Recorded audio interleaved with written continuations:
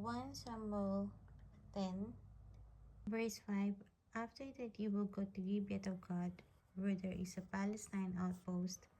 As you approach the town, you will meet a procession of prophets of coming down from the high place with lyres, timbrels, pipes, and harps being played before them, and they will be prophesying, "The Spirit of the Lord will come powerfully upon you, and you will prophesy with them, and you will be changed into a different person once these signs are fulfilled. Do whatever your hand finds to do, for God is with you. Go down ahead of me to Gilgal. I will surely come down to you to sacrifice burnt offerings and fellowship offerings, but you must wait 7 days until I come to you and tell you what you are to do."